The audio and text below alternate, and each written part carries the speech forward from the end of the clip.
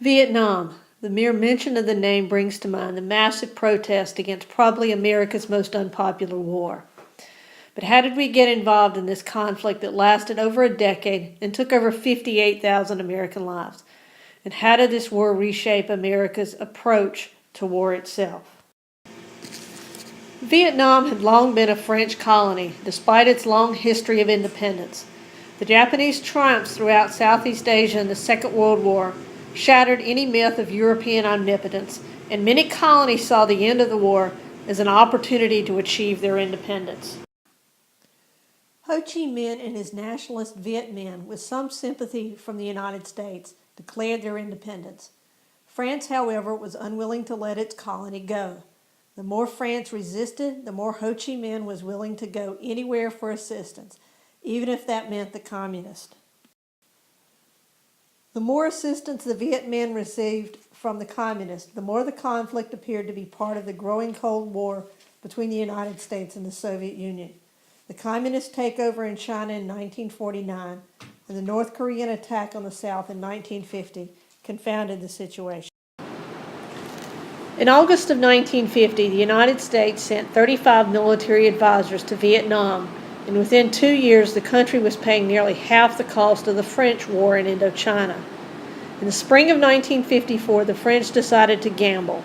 Having been unsuccessful at countering the Viet Minh's guerrilla tactics, they decided to lure the enemy into a conventional battle, believing that would give them the upper hand. The battle that resulted at Dien Bien Phu, however, was a disaster for the French. When the United States decided not to intervene, France had no choice but to seek a negotiated settlement. The Geneva Accords provided that the Viet Minh and their supporters would go north of the 19th parallel, and the French sympathizers would go south. Most understood that a free election would have brought an overwhelming victory for Ho Chi Minh. The hope was that the Southern government could provide a credible alternative in elections to be held in 2 years. The elections were never held. Neither side was happy about the division. The American hopes that the South Vietnamese government would provide a credible alternative to the Communist North was never realized. The government in Saigon began fighting a local communist insurgency, the Viet Cong, as well. The United States, fearing more dominoes falling to communism, began sending advisors to assist the Southern government. During the Kennedy administration, there were 15,000 American advisors. Such a huge American presence would certainly make it necessary that we establish supply lines. On August 2, 1964, the United States alleged that North Vietnamese torpedo boats fired at an American ship, the USS Maddox, off the coast of Vietnam in the Gulf of Tonkin. 2 days later, another attack was reported on the USS Turner Joy. The second was almost certainly a fabrication. In the first incident, an American vessel may have actually fired on another American ship in the dark and fog of night.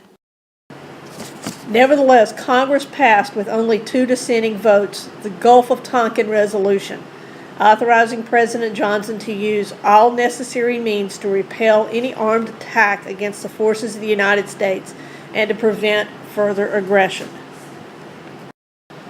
By December of 1965, there were 200,000 Americans in Vietnam, and by the end of 1967, there were 500,000. The public was led to believe that victory would be relatively quick and defeat was not an option. As Secretary of State Dean Rusk asserted, the U.S. commitment is a principal pillar of peace throughout the world. If that commitment becomes unreliable, the communists would certainly draw conclusions that would lead to our ruin and almost certainly to catastrophic war. Secretary of Defense Robert McNamara's strategies never succeeded. Despite dropping more bombs on Vietnam than were dropped in the entire Second World War, the U.S. was never able to win the hearts and minds of the Vietnamese people. A major communist offensive around the Vietnamese New Year, or Tet, in January of 1968, shattered any illusions of a quick victory and made it clear that any victory would come at too high a cost. While the incumbent Lyndon Johnson withdrew from the 1968 presidential contest, the winner, Richard Nixon, offered new leadership to end the war. The The plan involved increasing pressure on the North Vietnamese. However, more Americans would die in Vietnam in the first 4 years of Nixon's presidency than in all our previous years.